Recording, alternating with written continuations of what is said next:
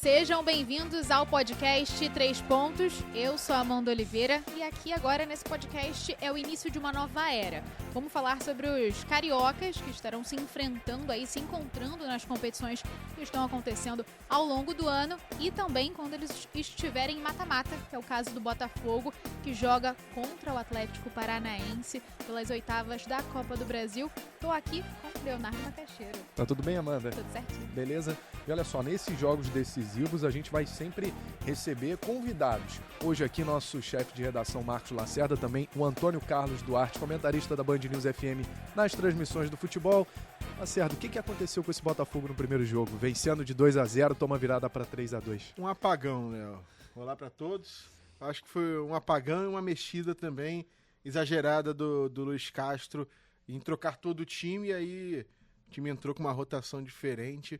Mas acho que para esse próximo jogo agora o aprendizado foi feito e o Botafogo tem tudo para avançar. E para você, Duarte, por que essa virada do Atlético Paranaense para cima do Botafogo? Eu acho que faltou um pouquinho mais ao Botafogo, eu concordo com o Lacerda. Eu acho que as mexidas, ele procurou preservar um pouquinho os jogadores e isso acabou tendo influência, né, na equipe. Porque o Botafogo hoje é um time que ele é formado. O torcedor do Botafogo ele já está mais ou menos acostumado com o time titular. Mas ele sabe que a qualquer momento o treinador pode fazer algum tipo de mudança de um jogo para o outro. Isso acontece de um jogo do Campeonato Brasileiro para o jogo da Sul-Americana ou para o jogo da Copa do Brasil. Então o torcedor do Botafogo já está se acostumando com isso. E algumas mexidas hoje já não são tão criticadas como eram antigamente, né, dentro do Botafogo. Então isso está sendo importante. O torcedor está voltando a ter a confiança no técnico do Botafogo. Sabe que se ele está fazendo isso, é por algum motivo. Ou seja, porque ele sabe que tem algum jogador que necessita ficar um pouquinho mais entregue ali à preparação física, ou preservá-lo um pouquinho, porque ele já está sobrecarregado com a questão dos jogos. Vale lembrar que após o jogo com o América Mineiro, ele foi crítico com relação à quantidade de partidas seguidas que o time vem jogando, não só o Botafogo, como outros times também. Mas especificamente ele tem que falar do time dele, que é o Botafogo. Então isso aí, ninguém melhor do que a comissão técnica, a fisiologia, para saber a necessidade, às vezes, de poupar. Às vezes, 5, 10 minutos que você tira um jogador é o suficiente para você tê-lo melhor no jogo seguinte. É muito importante essa recuperação. Então eu acho que foi mais ou menos isso que aconteceu. O time estava ali bem, abriu a vantagem de 2-0 e depois acabou permitindo a virada. E convenhamos também, o Atlético Paranaense jogando na casa dele é sempre um adversário, qualquer adversário teme jogar lá.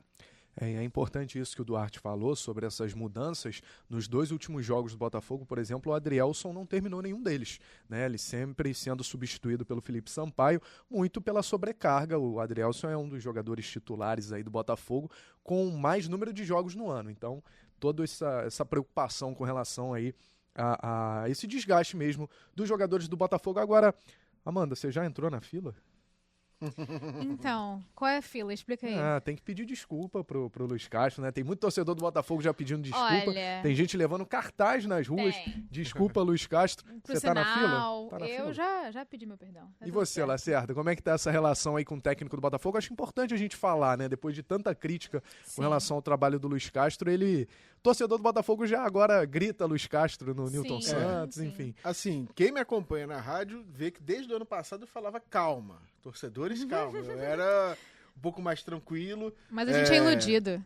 Não tem jeito. Até no próprio Campeonato Carioca, eu já tinha um pensamento de que o Botafogo não iria pra cima, iria mesclar a equipe. Teve aquela polêmica de manda pra fora ou não manda pra fora fazer pré-temporada, e aí coloca uma equipe meio mista. E você via a escalação do Botafogo, eu acho que o Luiz Castro, em momento algum do Carioca, colocou o que a gente considera os 11 titulares juntos em campo no estadual. Não me lembro. Inclusive na goleada do Audax que deu o título da Taça Rio, ele usou o Sal, ele escolheu outros jogadores para compor o time titular. Muita gente tem que pedir desculpa, mas eu acho que o que o Luiz Castro fez até aqui fez um bom papel. E agora que ele está começando a dar as caras, né? A gente até estava conversando fora do ar, Duarte, que o diferencial do Botafogo desse ano para o Botafogo do ano passado são jogos em casa. Se o Botafogo tivesse o aproveitamento que tem nesse ano jogando em casa no Brasileiro, ele poderia almejar até direto uma vaga na fase de grupos da Libertadores e poderia estar lá em cima. O Botafogo perdeu muito jogo bobo em casa e muito por conta da falta de elenco, né? Que os jogadores foram chegando na reta final, o Eduardo, Lucas Fernandes, todo mundo se machucando na reta final do Brasileiro, o Botafogo sem fôlego. Então, Tem um pedido de desculpas pro Luiz Castro, mas eu acho que foi o momento da torcida que não entendeu o que o treinador podia trazer de melhor, não tendo melhor no elenco.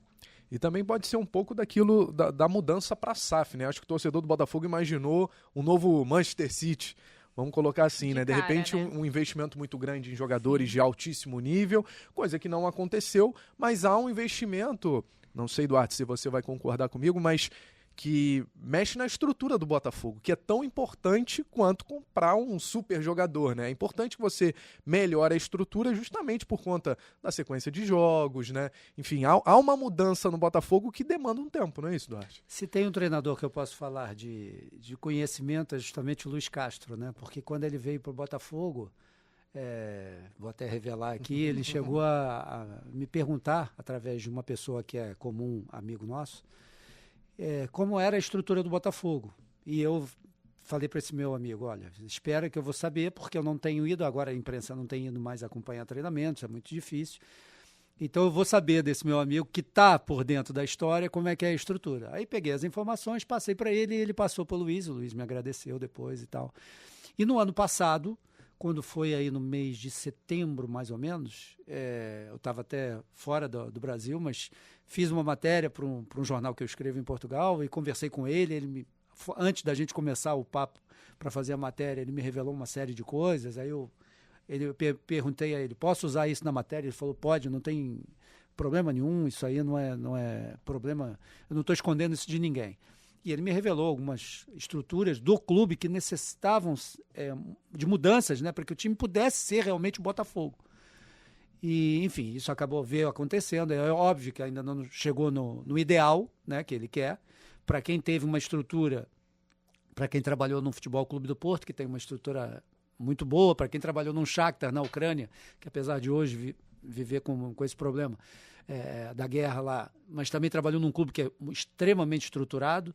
Para quem trabalhou no Catar também, em clubes que davam tudo possível e imaginário, você pegar realmente o Botafogo, que é um clube conhecido mundialmente, principalmente pelos anos 60, 70, lá, mas principalmente pelos anos 60, daquele time de Garrincha, etc., ele pensou que ia haver uma outra coisa aqui, né? E quando chegou, ele viu que realmente necessitava muitas mudanças, e essas mudanças aconteceram, e isso aconteceu. O que o Lacerda falou é muito importante, Léo, Amanda e Lacerda, que é o seguinte: ninguém melhor do que ele, muitos jogadores, aquilo que você falou, Léo, sobre a questão da vinda de um super craque. O Botafogo não contratou nenhum super craque. Talvez o jogador mais caro, eu acho que foi o Patrick de Paula. Isso. Foi o jogador mais caro. A história do clube. Exatamente, que foi um jogador e que se machucou agora. O Gatito Fernandes, que era o titular, até então endeusado pela torcida do Botafogo, se machucou. Ele perdeu o goleiro que era endeusado pelo torcedor. E ele sabia da importância que tinha o Gatito. Ele apostou num goleiro que pouca gente conhecia e hoje na minha opinião, se não é o melhor, é um dos melhores, é um dos 3 melhores goleiros do futebol brasileiro atualmente, que é o Perry. E os jogadores que ele trouxe, Eduardo, Gustavo Sauer, Danilo, Tiquinho Soares, muita gente aqui nunca ouviu falar neles. Mas ele conhecia bem esses jogadores, por quê? Porque ele trabalhou em Portugal e esses jogadores todos passaram pela mão dele em vários clubes em Portugal. Então ninguém melhor do que o treinador para conhecer os jogadores. Então eu acho que o tempo tem que ser dado ao treinador. Você vê, por exemplo, diferentemente do que aconteceu, eu estou pegando os portugueses, que são exatamente hoje, talvez, a maioria são a maioria dos estrangeiros que estão aí hoje dirigindo nos clubes brasileiros, mas o Abel Ferreira foi diferente. Por quê? O Abel Ferreira, quando pegou o Palmeiras, já pegou um Palmeiras com uma base totalmente montada, né? Já vinha a base do Vanderlei Luxemburgo lá atrás. Aquele time já praticamente era com uma outra alteração que ele fez, aí ele foi buscar alguns garotos na base e tal. Mas a base já foi montada. Então, dali o Palmeiras quando o Abel entrou, ele já foi logo campeão da Libertadores, campeão da Copa do Brasil. Já foi diferente. O Luiz, ele teve que sair praticamente do zero. Ele pegou o time do zero. Você sai do zero para começar a montar. Você tem que dar um tempo para o treinador poder ter realmente um trabalho bem realizado. Demorou? Demorou, mas foram muitas caras novas. O Botafogo contratou 17, 18 jogadores. Não é fácil você botar num elenco logo 17, 18 jogadores e já que o time começa a dar certo. Isso não é fácil, você tem que ir trabalhando. Então ele foi tendo, agora que ele teve o tempo, que ele teve o tempo não, porque não tem quase tempo, né, para treinar, mas enfim, agora que os jogadores já se conhecem melhor, muitos vieram, quase todos vieram do ano passado, foram poucos aqueles que saíram, e quem saiu voltou, é o caso do Júnior Santos, que saiu e voltou, isso aí é importante também para você ter a volta do jogador. Enfim, então agora ele está tendo esse tempo, e eu acho que o grande divisor de águas para tirar esse cartaz que eles levavam para os estádios e para ter o torcedor de novo com cartaz de pedindo perdão, acho que tem a ver com os jogos com o Audax, que foram os jogos da final da Taça Rio. O Botafogo ali conseguiu um título, era um título, torcedor, título, isso é um título que não vale nada, né? Consolação, É uma consolaçãozinha por não ter se classificado para semifinais. Beleza, mas é um títulozinho.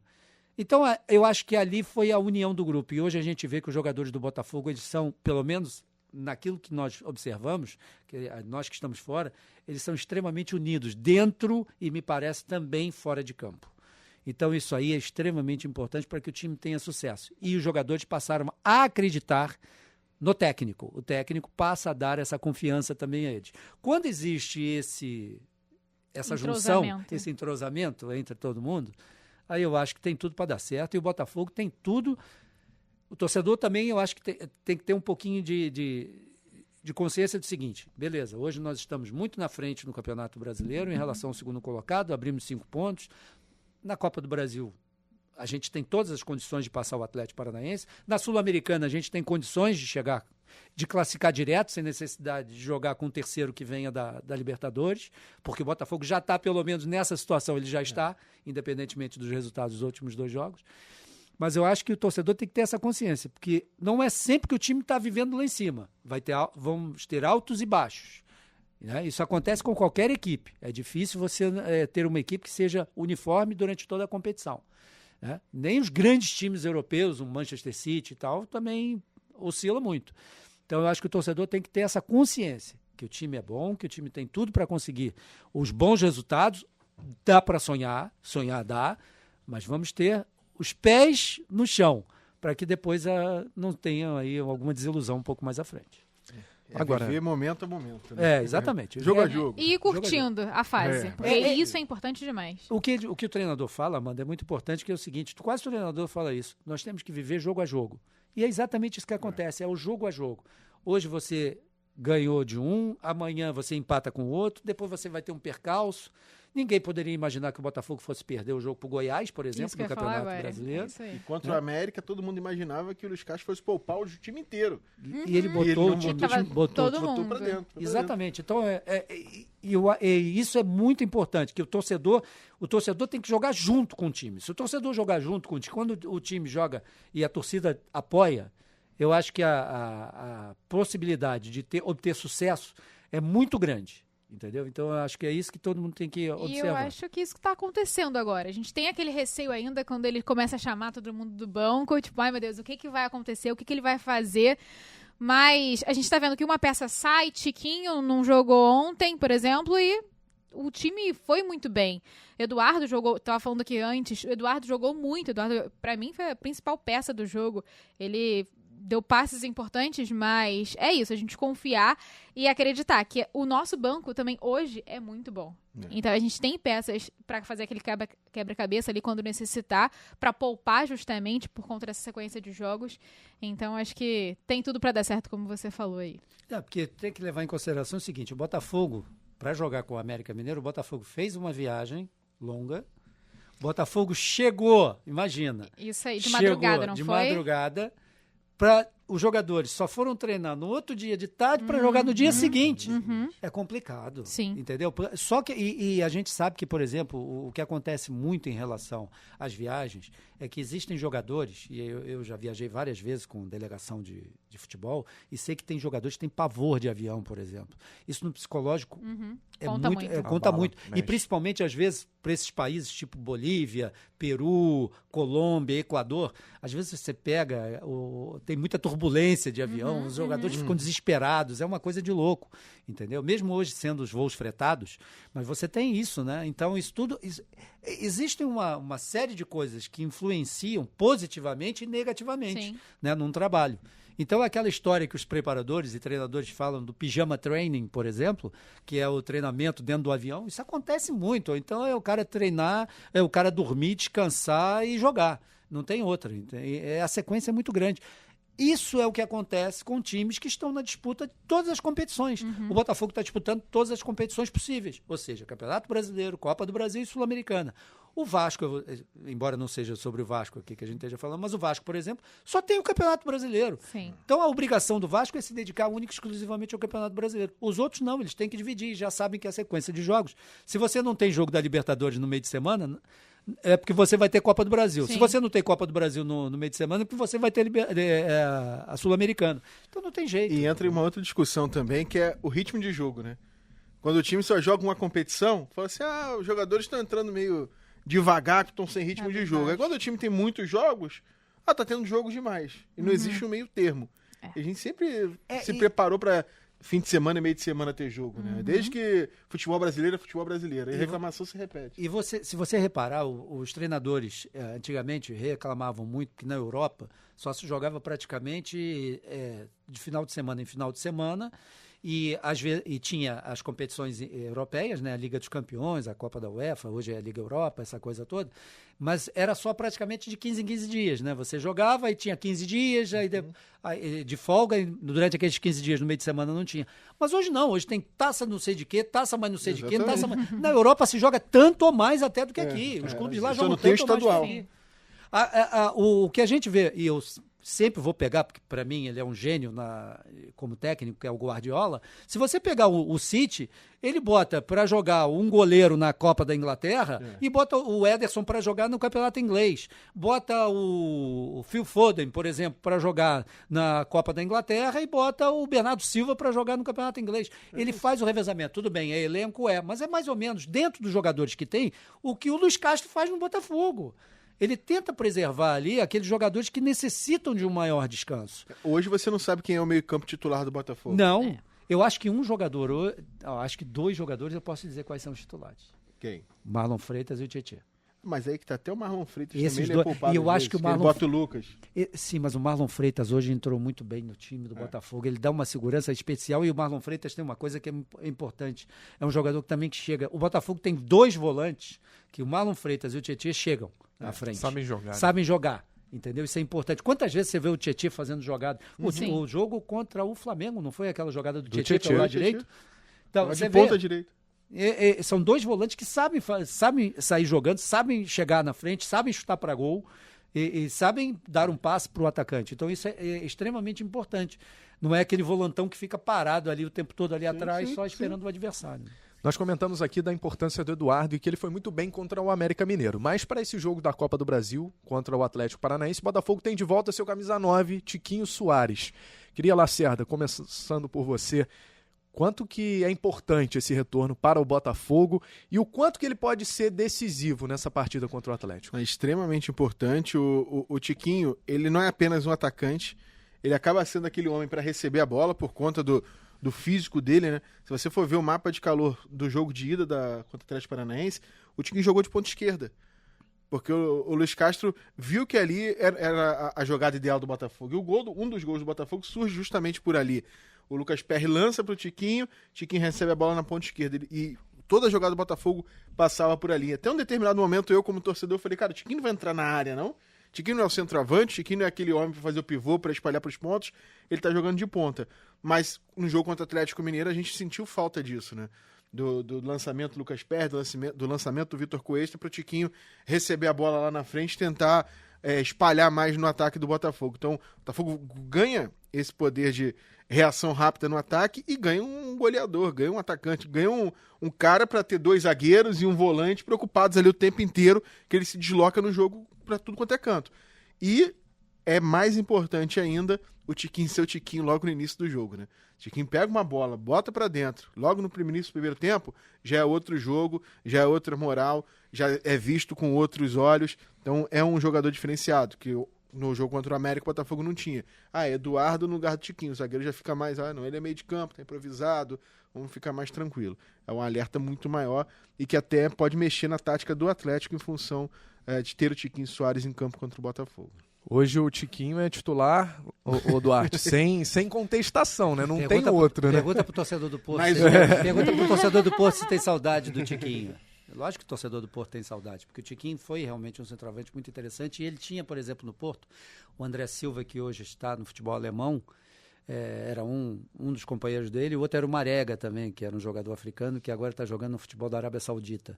Chegou a ter esses 2 companheiros no Porto. E o Tiquinho sempre se manteve ali como titular. O Porto, na época, acabou negociando ele, acho que foi para o futebol chinês. E depois ele foi para o mundo árabe. Mas, enfim, o Tiquinho sempre foi um jogador muito querido no Porto. E é um jogador que ninguém aqui no Brasil conhecia, praticamente, né? Mas hoje ele é um jogador fundamental no Botafogo. E ele tem uma característica muito própria, né? São poucos os atacantes, eu até falava isso numa das transmissões nossas com o Helder Martins, que são poucos os centroavantes hoje de raiz no Botafogo, no futebol brasileiro. E embora o Tiquinho não seja aquele centroavante que fica o tempo todo dentro da área, mas ele tem muito essa característica, pelo porte físico dele, ajuda. Né? E a gente vê o Pedro no Flamengo, e se você for ver aí, onde é que tem mais um centroavante assim? Qual é o clube que tem? O Pedro Raul no Vasco. O Caleri no São Paulo. O Caleri é mais de movimentação. O Gabigol, por exemplo, também é um jogador de movimentação. Então são poucos os centroavantes que você tem com essa característica, né? Embora o Tiquinho também saia muito da área. Mas acho que hoje é um jogador fundamental no time do Botafogo. Eu não tenho dúvida nenhuma, o torcedor do Botafogo sabe disso. Não é à toa que o Botafogo hoje tem. A gente até falava aqui, o Botafogo hoje tem a defesa menos vazada do campeonato, juntamente com o Fortaleza, sofreu 6 gols. Tem o artilheiro do campeonato, que é justamente o Tiquinho. É o líder do campeonato e só perde no ataque mais positivo, que perdeu por 1 gol por causa do gol do Palmeiras no jogo contra o Atlético Mineiro, senão estaria empatado com o Atlético Mineiro. Isso prova que o Botafogo, nas estatísticas do Campeonato Brasileiro, realmente está numa fase espetacular. Torcemos para que no jogo com o Atlético Paranaense, no jogo da Copa do Brasil, isso também venha a acontecer, porque é importante e o torcedor sabe. Eu acho que se o Botafogo consegue passar pelo Atlético na Copa do Brasil, eu acho que vai ser o definitivo abraço que os jogadores vão receber da torcida do Botafogo até o final do campeonato, independentemente do que vier a acontecer. Eu acho que mesmo que o Botafogo tenha um tropeço, por exemplo, no Campeonato Brasileiro, aí no meio, depois de passar pelo Atlético Paranaense, eu acho que o torcedor do Botafogo já não vai ficar tão chateado. Se passar pelo Atlético Paranaense, eu acho que vai ser o abraçar definitivo do time com o clube e com a torcida até o final do ano. Isso vai ser muito importante. Tem um dado no SofaScore, né, que é um site que faz análise do Botafogo, que me chamou muita atenção, que uma coisa que eu não sou tão fã assim de analisar posse de bola. Para mim, posse de bola, dependendo do jogo, é bem vista, mas dependendo do jogo é uma enganação total. E a posse de bola do Botafogo é menos de 50% a média do Campeonato Brasileiro. Mas teve um dado que me chama a atenção e é pouco debatido no futebol. Número de chutes para marcar e número de passes para marcar um gol. O Botafogo lidera no Campeonato Brasileiro, 5,3 chutes para marcar um gol. É o menor número de chutes para a equipe marcar um gol. E o menor número de passes trocados para chegar a um gol, 185,4. Então isso também mostra, e a gente vê isso no jogo do Botafogo claramente, que não é aquela, digamos, comparando, por exemplo, com o dinizismo, que pega aquela bola, que vai pro zagueiro, que volta pro goleiro, que volta pro zagueiro, vai pro lateral e fica ali cozinhando o adversário até chegar uma hora de dar o bote.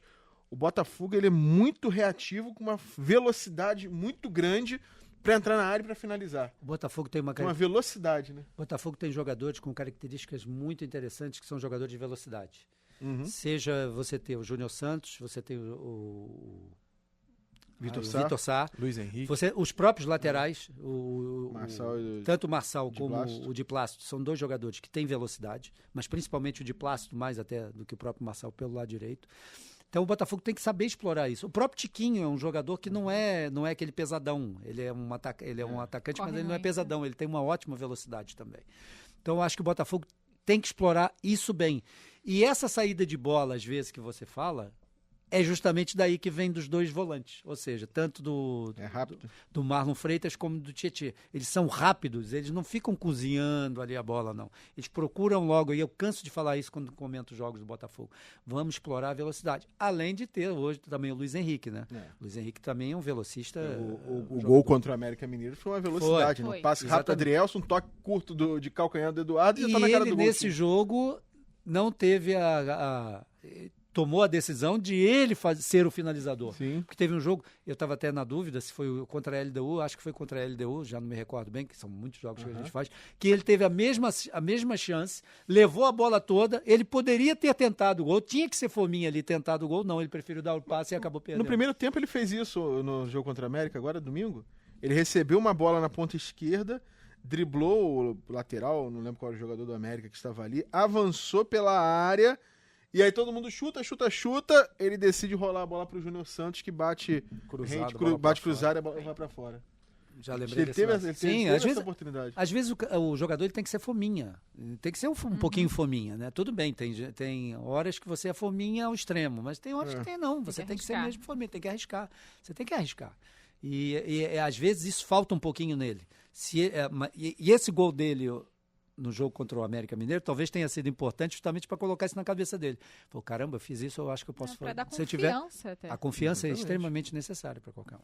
Agora, a gente falou da volta do Tiquinho Soares.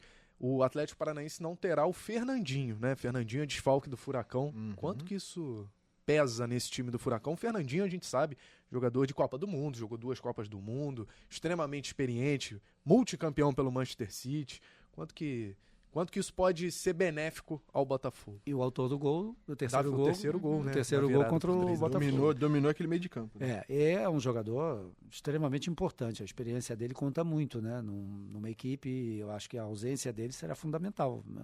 Acho que pode ser uma mais-valia enorme, né, para o Botafogo não ter o adversário um jogador como o Fernandinho, que é um jogador de grande qualidade, um jogador inteligente, um jogador que sabe dosar hoje pela experiência que tem, justamente até onde ele pode ir, né, a corrida, aquela coisa toda, como é que ele pode se comportar dentro do campo, além de trazer e dar a confiança aos seus companheiros, né, os mais jovens. O Atlético tem vários jogadores jovens ali, tem o Vitor Roque, por exemplo, que é um jogador que eu acho ele vai ser fatalmente um centroavante de algum time da Europa, não vai demorar muito, entendeu? Já tem muito clube de olho nele.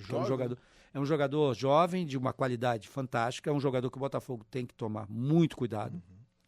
É um jogador extremamente rápido, habilidoso e sabe concluir, sabe finalizar, né? Isso é muito importante. Mas o Botafogo tem hoje uma coisa que eu gosto muito, e talvez seja a melhor do Rio de Janeiro, que é a dupla de zaga, o Adrielson junto com o Vitor Cuesta. Eles se complementam de uma forma tão interessante, né? Além do que são 2 jogadores que vão bem ao ataque, também sabem, numa bola parada, marcar os seus golzinhos, né? Já fizeram gols importantíssimos nas competições que o Botafogo está disputando. Então, eu acho que hoje o Botafogo tem a melhor dupla de zaga do Rio de Janeiro, sem dúvida alguma. E eu acho que aí eles têm que... eu me lembro, eu não sei se foi o segundo, se foi o primeiro gol do Botafogo, do Atlético, no jogo de ida, onde houve uma pequena indecisão e a bola caiu exatamente no meio dos dois zagueiros. E aquilo ali é que eu acho que a questão do posicionamento é que eu acho que os jogadores, às vezes, têm que estar muito de olho, né? E não, se você der uma piscada, a piscada, às vezes, que você dá para o lado é o suficiente para o cara... E principalmente tendo um jogador inteligente. Eu cito, por exemplo, vou buscar lá, que na época que eu acompanhava bem de dentro do campo, a Romário e Fred. Cito esses 2 jogadores porque eles eram verdadeiros carrascos dentro da grande área dos zagueiros. Eles tinham um posicionamento dentro da área que era um negócio assim fantástico. Quando o zagueiro piscava, ele estava aqui na marcação. O zagueiro olhava aqui para o lado, o Romário já estava aqui, ele já estava solto, o cara já cruzava ali onde ele estava e o Romário já ia lá e fazia, e o Fred era a mesma coisa. Então, eu acho que é isso que tem que ter o olhar para o adversário. E nesse olhar para o adversário, Duarte, se você observar 2 gols que o Botafogo toma, são 2 gols de uma jogadinha que o Filipão adora, que é aquela bola alçada numa velocidade média, não é uma bola alta, num primeiro pau para alguém resvalar e empurrar. 2 gols assim, e todos os escanteios e bolas alçadas que o Atlético teve nesse jogo foram exatamente assim. Aquela bola no primeiro pau, não muito alta, também não rasteira, mas forte para alguém resvalar. E o Botafogo teve essa dificuldade de se encontrar no jogo, né, nessas bolas. Né? Esperavam bolas mais centralizadas E eu acho que o Luiz Castro tem que ter uma atenção especial no time para esse jogo. E é uma bola difícil porque o goleiro não pode sair, né? Exatamente. Porque o Botafogo tem jogadores, se você for ver a média de altura do Botafogo, o Botafogo tem um time alto. Sim. Os dois zagueiros são altos, o Marçal é um jogador alto, o lateral esquerdo, o Marlon Freitas é alto, ali, o mais baixinho ali é o Tietê, né?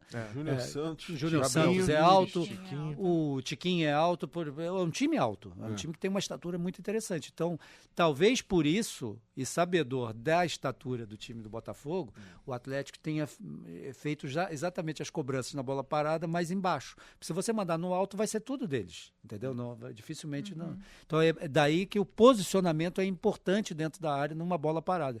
E o Atlético pode utilizar. Inicialmente, e a gente conhecendo um pouquinho, embora o Filipão não seja o técnico, é o Paulo Turra, mas é lógico que o Paulo Turra ouve ali tudo do Filipão, né? Ele só não é o técnico por não ser, né? Mas enfim, vai botar armar um ferrolhozinho ali atrás, né? Então, para o Botafogo pode ter dificuldade. Então, o Botafogo tem que tomar cuidado com o contra-ataque do Atlético Paranaense, que pode ser perigoso pela velocidade que alguns jogadores têm no Atlético. E até a recuperação depois do intervalo, porque foi o que aconteceu no primeiro jogo. Foi outro time. É bom, tá ligado. Foram 2 jogos já recentemente, assim, né? Um foi quase, o outro perdeu, né? Duarte, dá pra virar esse jogo, Botafogo? Vamos brincar aqui de fazer um palpitezinho. Dá pra virar? Você acha que é Eu acho possível? que sim, acho que sim. E o Botafogo tem uma coisa muito importante esse ano que não tinha no ano passado. O aliado dele maior, que é o seu estádio. No ano passado, o Botafogo deixou, o Lacerda já comentou isso aqui, deixou de se classificar para uma Libertadores por causa dos pontos perdidos no estádio Newton Santos. Esse ano até agora é 100%. Então tem que ser o 100%. Mantém o 100%. Teve o percalço ali do não vencer a equipe da LDU na Copa Sul-Americana, mas é pensar, aqui mandamos nós. E uma coisa, o gramado sintético, o Atlético também conhece, porque o gramado dele é igual.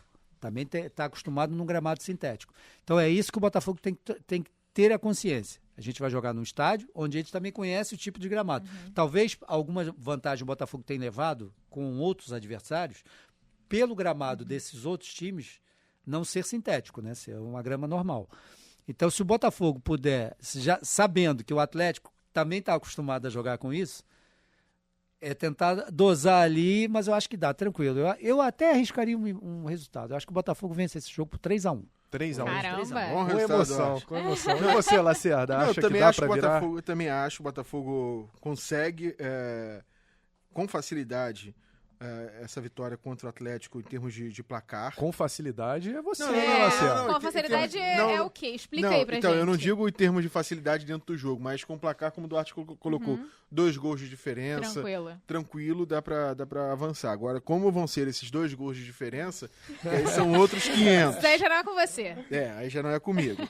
Mas em relação ao gramado do estádio Newton Santos comparado da Arena da Baixada, a Arena da Baixada foi o primeiro campo da Série A a ter a grama sintética. A tecnologia é diferente, né? Os jogadores reclamam muito do gramado da Arena da Baixada, que é feito com fibra de coco. Então, quando você vai ver um jogo na Arena da Baixada, sai todo mundo todo sujo, porque é fibra de coco, então é um pisado diferente, dizem que é até um pouco mais duro do que o do gramado do estádio Newton Santos, que é a melhor tecnologia do momento. Do Palmeiras fica ali intermediário. O Atlético lá tem essa vantagem, enquanto o Botafogo também tem essa vantagem aqui. Eu tava vendo quando a gente batia um papo aqui, no Brasileirão o Botafogo só tomou um gol no estádio Newton Santos, que foi no 2-1 contra o São Paulo. Tomou um gol na Copa do Brasil contra o Brasiliense na goleada de 7-1. Na Copa Sul-Americana o Botafogo não tomou gol ainda. Então, digamos, na era do tapetinho do Engenhão, o Botafogo só tomou 2 gols. É um fator também importante para esse jogo contra o Atlético Paranaense, né? O Atlético perdeu nesse fim de semana para o Grêmio em casa, 2-1. Então, assim, já tem um desgaste, tá vindo de jogos sem vitórias. O Botafogo vem se impondo em casa, ganhando a maioria dos jogos com essa vantagem que precisa. Ganhou de 2-0, ganhou do Corinthians de 3-0, goleou na Sul-Americana 4-0. Então, assim, o Botafogo pode ter uma certa facilidade com o Atlético Paranaense. E no primeiro tempo lá da Arena da Baixada, apesar daquele sufoco inicial dos 15 minutos, o Botafogo saiu de campo ganhando 2-0. O que aconteceu foi coisas que só acontecem ao Botafogo no segundo tempo. Então, acho que o placar tá garantido. E se for 1-0 também, tem o Lucas Perry, né? Tem. Aí é tranquilo também, né? Não dá pra deixar tudo na mão do cara, né? Mas o problema é que eu me lembre aqui, disputa de pênalti, o Atlético costuma dar sorte. Então, vai no normal. Vai no não. normal. O torcedor não tem coração pra isso. Não. Pois é. Mas Quarta-feira à noite. aproveitando que o assunto foi disputa de pênalti, a gente vai chamar a Ana Beatriz, da nossa equipe do Digital. Ela vai contar um pouco do histórico desse confronto. E na Copa do Brasil de 99, teve Botafogo e Atlético Paranaense. Ela vai contar um pouquinho dessa história aí pra gente. Botafogo e Atlético Paranaense voltam a campo para decidir quem passa para a próxima fase da Copa do Brasil. O Botafogo foi lá para a Arena da Baixada e perdeu de 3-2 para o Atlético Paranaense. Mas esse resultado pode ser revertido lá no Newton Santos, já que em 1999, da primeira vez que as duas equipes se enfrentaram, o Botafogo também perdeu em Curitiba, mas conseguiu a vitória nos pênaltis em casa. Com o placar agregado de 3-2, o Botafogo levou a melhor. Outro jogo emblemático que podemos falar é que 10 anos depois, na Copa Sul-Americana, Botafogo também enfrentou o Furacão e saiu com a melhor. A última vez que o Botafogo ganhou em Curitiba foi num 3-0 há 15 anos atrás. Aí a gente já pode ver que tem uma dificuldade lá na Arena da Baixada, né? O Botafogo nunca venceu a competição da Copa do Brasil. Já o Atlético Paranaense derrotou o Internacional em 2019 e levou a taça para casa. E aí, me diz, quem passa para a próxima fase? Tá aí a história contada pela nossa querida Bia. Obrigado, Bons Bia, tempos. Pelas informações. Botafogo, 1999, nos pênaltis, conseguiu se classificar naquela ocasião na Copa do Brasil, também de virada, né? O gol do zagueiro Sandro no segundo jogo, lá em Curitiba. O Sandro conseguiu fazer um gol pro Botafogo. O Botafogo perdia de 2-0. O Sandro faz o gol, vai pros pênaltis, Botafogo classificado. Quem sabe isso seja uma boa energia pro Botafogo. Botafogo com Wagner, Sandro, César Prat, Bebeto, Sérgio Manuel, técnico Gilson Nunes, né? Rodrigo Becker, que estava no início de carreira. Tava no início, jogando bem pelo Botafogo. Que aí o Botafogo avança, pega o Palmeiras, que era a sensação do momento, as coincidências aí, né? Que era o Palmeiras patrocinado pela Parmalat, Palmeiras que vinha bem nas competições internacionais. Palmeiras Filipão. Aí, ó. Oséias, a história se Ivaí. repetindo, todo mundo se reencontrando. E aí ganha nos a hora. pênaltis do Palmeiras no Maracanã. Eu tava nesse jogo das semifinais. Aí vai pra final contra o Juventude. Tem 2 gols mal anulados lá. O VAR aí também função do Botafogo lá no Alfredo Giacone. Aí perde o jogo lá. Precisava de uma vitória simples aqui no Rio de Janeiro, que naquela época tinha o gol na casa do adversário, né? Que é aquele que valia 2, entre aspas, né? O jogo o Botafogo ganhou fazendo gol lá. E aí vem pra cá pro Maracanã com 110 mil torcedores. O último grande público acima de 100 mil do Maraca, que o Maracanã fechou pra reforma do Mundial de 2020. Era só uma bolinha. Eu estava no Maracanã. Eu também estava. Eu estava assim no Maracanã, você não conseguia sentar, porque não tinha cadeira naquela época, era arquibancada de cimento, né? Depois fechou o Maracanã. Vamos manter as lembranças só até a semifinal, Laciara. Exatamente. Eu não tenho lembrança boa de Copa do Brasil, não posso nem comentar. Vocês falavam da questão dos goleiros, mas você lembrou do Wagner nesse ano. O Botafogo teve outro grande goleiro que defendia pênalti, que foi o Jefferson, né? Depois. A gente ainda não testou o Lucas Perry. Quem sabe não está na hora do Lucas Perry também. Pegou pênalti contra o Crystal Palace, pô. Pegou pênalti contra o Crystal Palace, pegou pênalti contra o Fluminense, 2 tá 100%. Ele tá 100%. Então, mas eu tô dizendo numa disputa de pênalti. Mas calma, deixa isso pra semifinal, pra final. Deixa de sofrer um pouquinho. Tá na hora ainda. Dá pra ganhar tranquilinho. Bom, então vamos lá para as conclusões. Duarte, dá pro Botafogo virar? Dá. 3-1 é o seu palpite. Eu aposto 3-1. E você, Laciara? Eu vou 2-0 Botafogo. Botafogo não toma gol em casa. E você, Amanda Oliveira? O que você acha? Vou de 3-2 de novo? 3-2 Mas agora de novo, pra gente. Com pênalti? Não sei se eu tô preparada. Pros pênaltis, E você? Eu acho que o Botafogo vence de 2-1, acho que vai pra pênalti. Eu tô com o sentimento que esse jogo só acaba no Eu sei que eu tenho que comer Eu 3 hambúrgueres lá, porque no jogo de domingo eu comi 2 hambúrgueres, um no início e no intervalo, foram 2 gols. Quanto o Corinthians também eu comi uns 3 hambúrgueres. Então, se o Botafogo ganhar de 5, você tá Aí vai ter que fazer mais ginástica aí. Exatamente. Ô, Lacerda, eu acho que tá na hora, inclusive, de pedir um patrocínio pra você, porque, né, você tem aquela carteirinha lá, você vai comendo quantos vai dando selinho, e aí vai retirar no próximo jogo um hambúrguer. Pode então... ser. É uma boa ideia pro Botafogo. Boa ideia. Fidelidade no hambúrguer. Tá certo. Amanda, então 3-2 pra você? Eu acho que dá 2-1. Acho que mais no fim, acho que o Botafogo se pênalti. classifica. Meu Deus do céu. Vai ser com Tem que emoção. sofrer esse ano, Eu tô- não sofreu ainda. Eu tô com a sensação de que vai pra pênalti. A gente já sofreu no estadual, pelo amor de Deus. Não conta, gente. Duarte, obrigado, valeu Prazer por todo meu. participar aí do nosso podcast. Você, Álvaro Oliveira Filho, também será convidado, vocês dois sempre das transmissões da Band News FM. Faz o convite pra galera aí continuar acompanhando a Band News FM. Transmissão Copa do Brasil, Sul-Americano, Libertadores, Campeonato Brasileiro, tudo, né, Duarte? Tem tudo aí. Nesta quarta-feira a gente vai ter então a transmissão. Eu estarei com o Lula, enfim, vai ser uma grande transmissão, com certeza, para esse jogo. Você estará também. Estaremos juntos. Vai ser um grande jogo, com certeza. E a convocação que a gente faz é o seguinte: torcedor do Botafogo, acho que a gente tem que abraçar a equipe, né? O torcedor do Botafogo tem que abraçar o seu time, tem que apoiar a equipe, porque a equipe está realmente fazendo bonito. E eu acho que o futebol do Rio de Janeiro necessita que o Botafogo seja o Botafogo que a gente conhece, né? Que o Botafogo é reconhecido, não é só no Brasil, o Botafogo é conhecido. O Botafogo foi um dos maiores clubes do século passado. Foi considerado, ele ganhou lá a da FIFA. Então, acho que o torcedor do Botafogo tem que acreditar no time, tem que apoiar a equipe. E com certeza, nesta quarta-feira, a gente vai ver o estádio Newton Santos com a cara que é do Botafogo. Ou seja, o torcedor apoiando ali até o final com a classificação alvinegra. Leste inferior, setor N. Só me encontrar lá que eu estarei por lá. Eu estarei do outro lado lá, oeste, tranquilinha, curtindo. Não vai ser tranquilo, né? Eu já sei disso, que não vai ser tranquilo. Mas estaremos então, eles trabalhando e a gente sofrendo e curtindo. Exatamente. Valeu, gente. Obrigado. Continuem acompanhando o YouTube da Band News FM Rio, também nas redes sociais, Facebook, TikTok. Estamos em todas as redes. Continuem acompanhando a nossa programação. Em breve, um novo capítulo aí do podcast 3 Pontos.